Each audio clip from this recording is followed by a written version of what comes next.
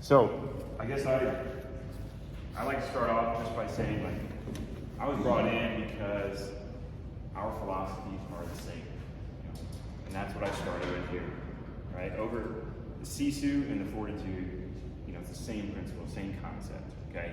Pain, injury, dysfunction, whatever you want to call it, is another form of what you put yourself through here every day. So I threw in the fact that the definition of fortitude is strength of mind that enables a person to encounter danger or bear pain or adversity with courage. You do that a little bit every day here, okay? And like we said, it refines you so you can do it out in the real world, okay? Pain, injury, dysfunction, rehab is just another version of that, okay? So our mindset and our philosophy is the same, and that's why we complement each other. And so I kind of want to say that my role as a part of this team is to do just that, is to complement what they're already doing so that we can keep doing this forever. Like Jeff said, the goal, overarching goal, hopefully for all of us, is to train until we die, okay?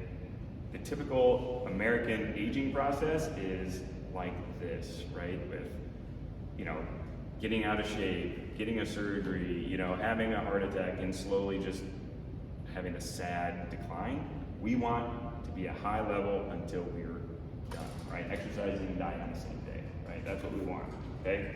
So my job here is to hopefully, if needed, is to help you before you quit them, right? Or before you quit this, or get lost in the medical system. Not that I'm ragging on the medical system or medical providers. I am a medical provider, but for musculoskeletal health, as it pertains to pain or just musculoskeletal dysfunction, unfortunately, the kind of the generic story, not every time, but I get a lot of, is I got referred a prescription for this medication. I got these images that I really didn't need because that's just a standard operating procedure, which led to an injection I could have maybe avoided and a surgery 9 times out of 10 I could have avoided. So what we want to do is minimize and hopefully eventually eliminate symptoms and dysfunction in order to maximize fitness. Because fitness at the end of the day, that is preventative medicine, okay? So like we talked about, it's unrealistic to expect that you're going to go through your life and not experience pain, right, or dysfunction. In this type of fitness, it has been researched. So every 1,000 hours of training, you're likely going to have an injury, right? That's about every 3 or 4 years, right? That's just what the science tells us, okay? And it's more than that, just general day-to-day. 80% or so of people have a musculoskeletal dysfunction that could be fixed, right? If you don't have anything wrong with you, that's great. I'm super happy about that. But what we want to do is make sure that there's nothing underlying that we're not aware of, all right? And so my philosophy of, health, fitness, or recovery kind of comes down to these 4 pillars. So stress management, sleep, nutrition, and movement. Okay, all 4 of those have to work together, and you have to dial all of those in order to either achieve optimal performance or fully recover from an injury or from a setback. Okay, so all 4 of those affect each other, and there is no way around that. Okay, and so I'll get into some of the diagrams and stuff later, but that's a big one. So I can offer in-person PT treatments, starting needling, whatever the case may be, digital programming or prescriptive exercises based off your unique needs, or a hybrid model of that. So there's a customized plan available, right, for everybody. And that's what really separates what I do compared to what these guys are doing in group fitness, is I can dial it in and customize it to the individual because it's all one-on-one. Other than that, the principles are basically the same. So, first chart. I'm a nerd, I love charts. So, I went into the attribute profile. So what I'm thinking of when I'm assessing people is, where do you fall in these different attributes, and what is your overall average score, okay? So, for example, if I'm seeing, somebody who's traditionally like a power lifter, their active range of motion is going to be pretty limited. Their passive range of motion might be a little bit better. Their strength's going to be great. Their barbell or their cardiovascular endurance might not be great. Their technique, probably really good. Lifestyle habits, change from person to person. We hope that's good. Their overall mindset is probably pretty good. But these things change season to season, person to person, athlete to athlete, whatever your preference is, okay? But that's basically kind of where we can find holes in your game and where we can find places where you can improve so that you get the most out of that bottom block of your lifestyle of the programming. Okay? So it's more of a customized approach. So I'm assessing range of motion with the movement screen. I'm assessing your functional strength with functional strength screenings to check for asymmetries or imbalances. And then barbell endurance or cardiovascular endurance, pick one. Or like technique is a big one. A lot of times, I mean, I've seen people for screens and they actually didn't need treatment at all. It was a technique issue. You know, like Jeff says, you can be strong as crap and super mobile, but if you're sloppy with everything, like, yeah, you're probably gonna be hurting. You know, the technique is important, right? So all these things create an attribute profile, which kind of is what affects that block on that triangle. So when we're talking about recovery or training, you know, we have this conversation a lot, especially for me when I'm seeing people for pain. Are they overtraining or under recovery, right? We talk about that all the time. To me, you can do both. I think you can do both. I think they're pretty much the same thing. Maybe they're interchangeable. The fact of the matter is, you know, everyone's got stress capacity, and that's what we're going to talk about. So, my programming basically is the same thing. It's supposed to complement, and it's be an adjunct. It's not a replacement, but it's going to refine and improve how well you tolerate the Sisu programming. Okay, so it's not meant to conflict or replace it.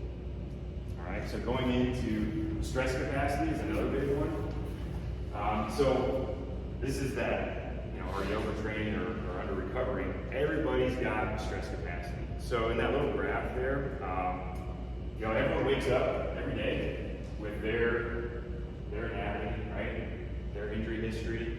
You can't change that. You're gonna wake up with that every day. And the profile or the attributes is something that we can change that will take up some capacity. For example, if you're super stiff, and that's gonna maybe bring your technique down a little bit, right? That's gonna cause you more stress, okay? So this is gonna take up space, right? Then you've got external stresses, I don't know, family stress, right? Work stress that day, and then you come in here and crush a workout because you're super stressed, but you were already at your capacity when you got here, okay? Stress on the system is stress on the system. It doesn't matter where it comes from. So what I'm trying to do is basically improve these measures so that you wake up, that doesn't change, but what does change is your attributes take stress out of your system, so you go through these same stressors, and now you're at your capacity, but you're not exceeding it. So you can overtrain and blow through that capacity. You can also under recover and not come back down from it. So that's basically, that's the dotted line is the dotted line. It doesn't matter how you're getting there. You're doing one or the other. Maybe you're doing both. You can touch on professional athletes, right? They're working out multiple times a day, right? Would you say that they're overtraining? No, because they're not injured, they're not in pain. So then they're recovering enough to meet that training demand. But if I tried to work out multiple times a day, yeah, I would be overtraining based off of my capacity and my skill level or where I'm at. Okay. So the MAV or the MRV is something I really try to educate people on, because so MAV is minimal adaptive volume, okay? Or sorry, maximal adaptive volume. And then MRV is like your maximal recoverable volume. So MRV is redlining it, like you're just maxing out all the time, right? And you're just barely recovering enough to be able to sustain that, versus the MAV is you're hitting the appropriate stimulus and you're getting maximum return on that, and you are recovering completely. So there's a big difference. And so something that is part of the technique column, right, is, you know, are you coming in and hitting the appropriate stimulus that the guys tell you they want you to hit at this whiteboard session before the workout? Or are you coming in and just maxing out every time. Even on a light week, right? Your sets of 12 are taking you, 3 sets of 4, right? And you're just crushing it because you're doing too much. That's absolutely possible. So, and then I guess the other unique thing for me is on an individual basis is goals, right? And we talked about this already. So goals that are measurable, and that differs from one person to the next, okay? And there is no ceiling with that, right? Your goals will change over time. We hope that they do. So really you can continue to improve on those things.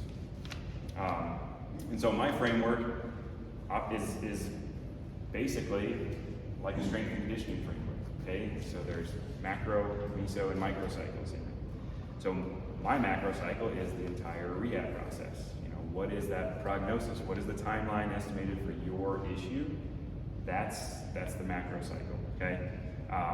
Mine's often longer, 3 to 6 months, because the cookie cutter generic prescription you'll get out in the medical system for PT is 3 times a week for 6 weeks, and then pretty soon you're spending a lot of time, a lot of money, and nothing really changes neuromuscularly between week 0 and week 6, okay? So we need a bigger cycle, macro cycle.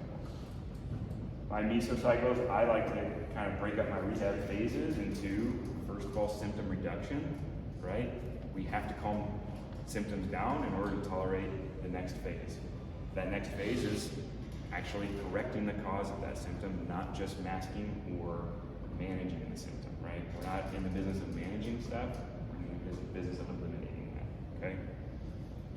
That third phase is where you start to see those changes take place, because now that you're feeling better, moving better, you tolerate a lot more. And those range of motion and strength, endurance changes take time. So that's the resilience phase is what I'll call that one. While you're building resilience, we also want to get you to return to full capacity. And by no means am I telling people to not participate in their sport. This is your sport. Throughout rehab, it's the same thing, right? We're trying to minimize the symptoms, minimize the issues in order to maximize your fitness, because fitness is a type of rehab. So that return to sport graph, I just threw that one in there because I see that all the time, where people get generic information from social media, from a friend who's obviously a different person and cannot correlate their problems to yours.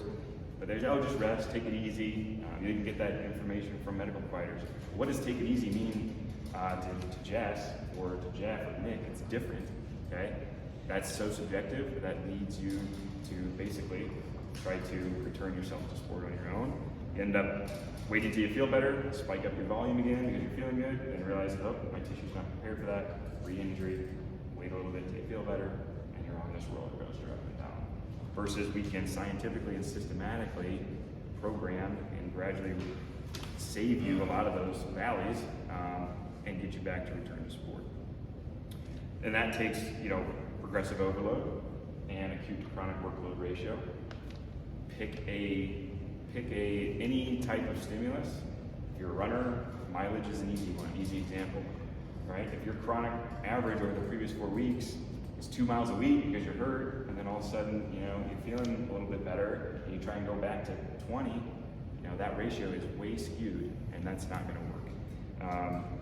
And then my microcycles, I can break those down into individual weeks of treatment sessions, okay? Which at first, like I said, depending on where the person comes in at or what your issue is, might look different than training at first, but basically, rehab and training should look the same. And I try to do that as much as possible with manual therapy, mobility, warm-up, and some type of strength and conditioning component in each session, all right? So the technique I love using the most is what's called a REMOM, so it's a rehab EMOM, which is very tissue specific, problem specific, right? Because the fact of the matter is, strength, you got to be averaging 60% or more to have a change and to move the needle, and your cardiovascular fitness has to be at least 50% of your heart rate max or more, depending on how many days a week you're training, okay? That doesn't change.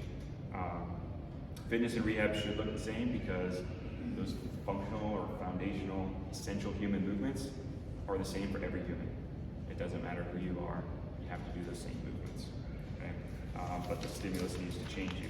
So that's been a problem, I guess, in most of the world in PT. I was guilty of this myself. The first few years of my career is underloading, right? We're not going to get better, we're not going to get over something if there's no stimulus or change taking place. So load is a big thing. So I threw in the RPE and the RIR graph in there because most of us here, most people here aren't using percentages or maxes, or 80% of our stuff is accessory. So we need RPE. A good gut check on that is how many reps do you have left in the tank? What is your reps in reserve? And I'll do this all the time in rehab, and people will just break through ceilings because they're like, oh man, that's an 8. You know, really? You only got 2? Okay, last set, let's do as many as you can. And then do 10 more. That's called sandbagging, right? And that is not, you're not testing your Sisu, and you're not pushing yourself, right? You are leaving gains on the table and improvement on the table with that. So please refer to that RPE or the RIR chart, and make sure you know the correlation there, and what level you're actually working at. So I just put kind of the takeaways here is the fact that we're all human. We all come into fitness or into Sisu with unique circumstances, right? Imperfections, imbalances. But human movements we need to change, we need to perform, don't change. Okay? Injuries will happen. Okay, that's just the human body. It's dynamic in nature. Okay, and if you push yourself to the limit to improve, you are technically right at a higher risk for that. But the risk to reward ratio is way in our favor. Okay, especially with the way the programming is designed. Health, wellness, fitness, rehab, whatever you want to use, fill in the blank there, is multifactorial, okay? Every single person coming in here is unique and has multiple factors that contribute to that. All of them need to be dialed in in order to see the maximum benefit. And I think the biggest thing, like I just remind people, is like you only get one shot at this, right? Your body, you need your body to do everything for you, and you can't trade it in, you can't replace it. You can fix some parts, and sometimes that's warranted, but oftentimes like, we want to be preventative in nature and be in this for the long haul. So yeah, I guess I just want to summarize that I'm here to help make sure we can all continue to do this. Okay, not just obviously you guys, but anybody outside of here as well. I mean the medical system should complement fitness. Unfortunately, a lot of it out there is reactive in nature and management versus resolution. And so I'm trying to do things a lot differently. So yeah, that's it. I'll wrap that up. And, we want you guys to ask questions. If you got questions about anything, the floor is open now. If anybody has anything they want to touch on.